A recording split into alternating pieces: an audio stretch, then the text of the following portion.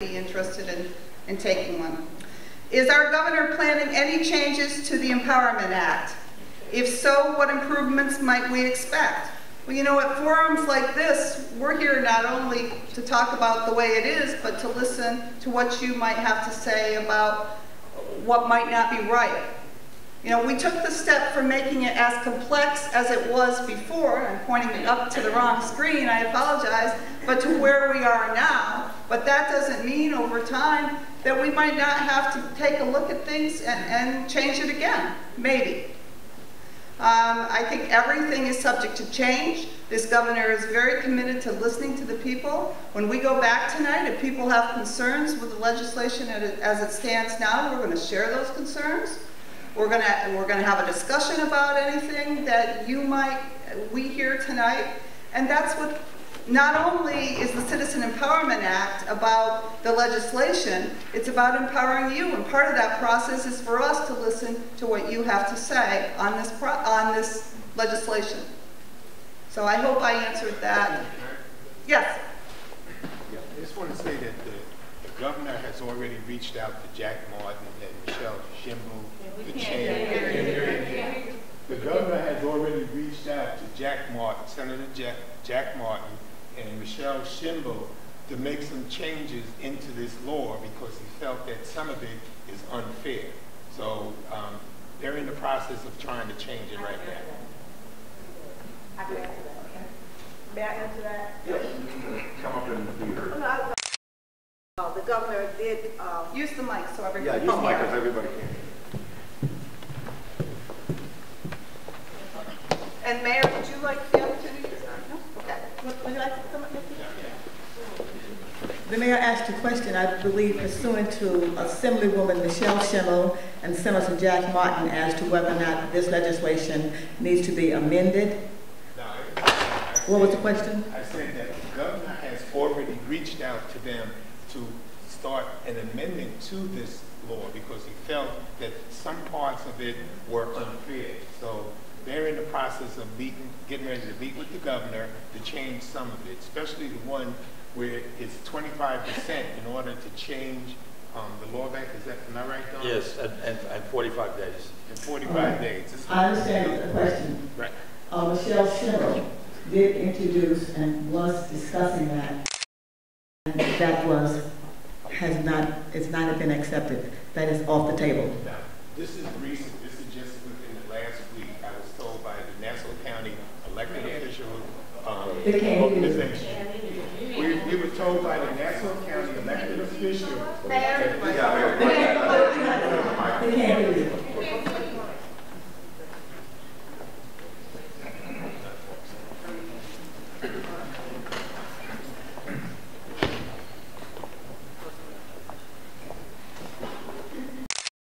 What I'm saying is that the governor had already reached out to Jack Martin and Michelle Schimel via the Nassau County elected officials last week to say that he wants to get together and make some changes to this law because they felt that parts of it were unfair.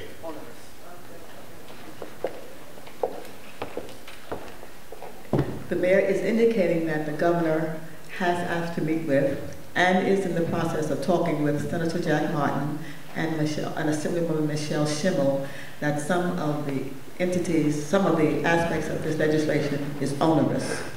That bill, I believe, number is, what was that bill number? 713? 7138? 7913. 7913, and it was introduced at the last session, and they are talking now. However, and I spoke to Assemblywoman Michelle Schimel as recently as the day before yesterday, they are talking, but it is not decided as to whether or not the aspects and exactly what is onerous about the bill. So it is still in a state of talk.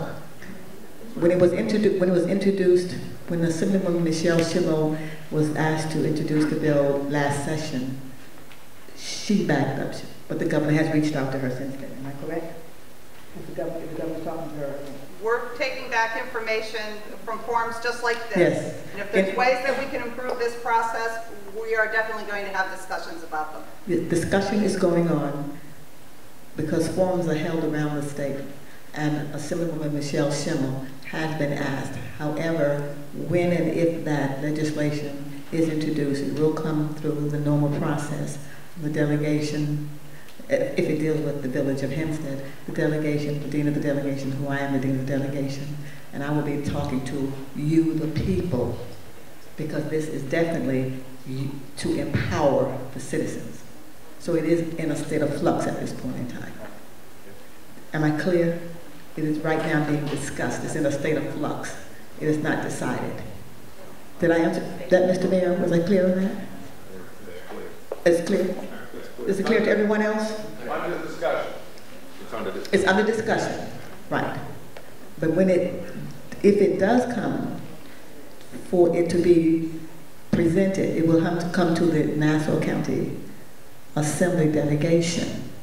And the dean of the delegation would have to sit and meet with the members of the Nassau County delegation. I'm the dean of the delegation, and I would be listening to you, the people.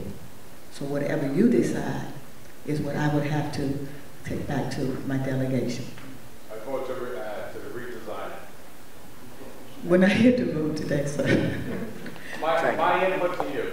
I beg your pardon? My input to you. You said you wanted to listen to us.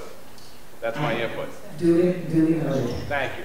Can we get back? All right, but just a point of clarification. So, Deputy Speaker, what you're saying is, if we wanted to move forward, the law as it's been explained to us tonight are the rules that we would have to follow. There have been no changes to what we've been told tonight. Correct. Okay. And if they were to be changed, it would go to the delegation. Right. So there would be a longer process.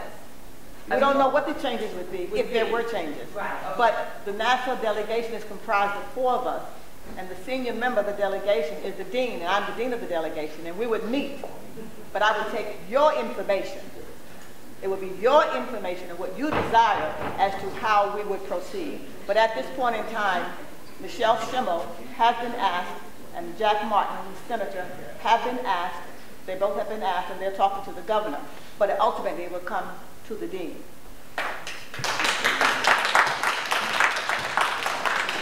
Not to the dean, to you.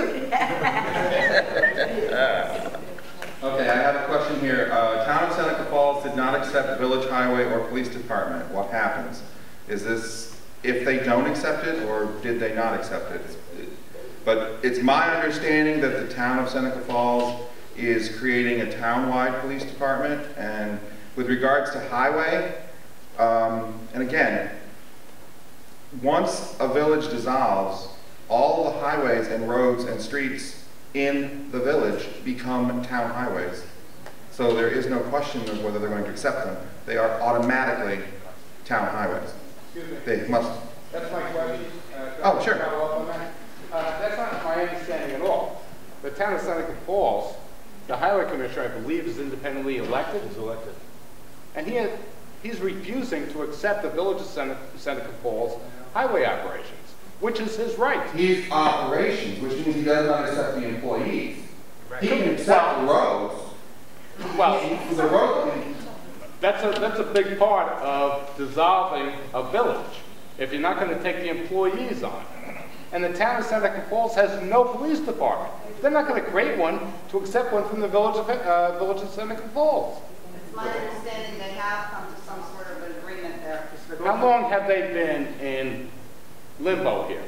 After the dissolution of the village of Seneca Falls, without no clear-cut path as to what the future of that entity, that municipality is. We're not in Seneca Falls. We don't know the facts. But can't we, isn't the same thing going to happen here? If we don't have a clear, we don't know that. If we don't have a clear, that negotiate are going to how they're going to negotiate. can I suggest that we negotiate with the other entities before we take this dangerous step of dissolving the village? Let's know where we're going first. Well, because there are other municipalities that took the step without negotiating. They've been in limbo. Nobody knows what their status is. They're not in limbo because the law says that the government stays in effect until the effective date of the new entity. So in point of fact, Seneca Falls Village operates right up to the day that they change. So that's a distortion.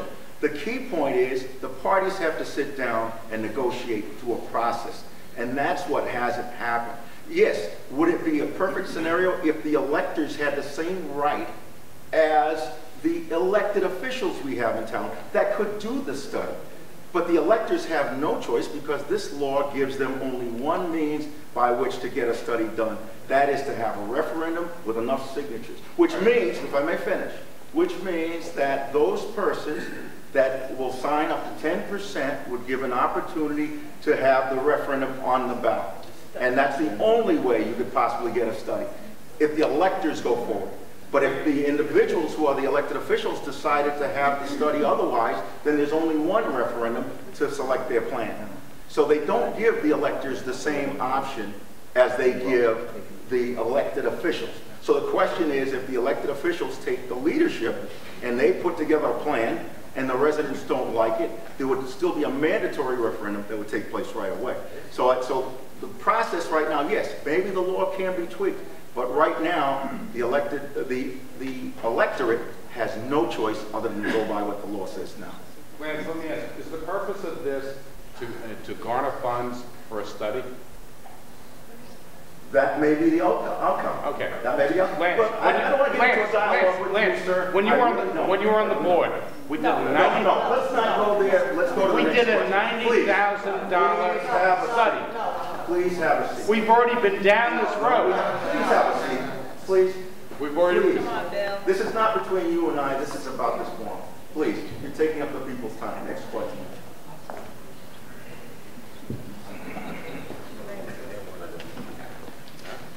Where does becoming a city fit in this consolidation or dissolution? And I just have to say, we were asked here to come here tonight to try to present information on the legislation and also information on programs that the Department of State can offer to communities, not only here, but throughout the state.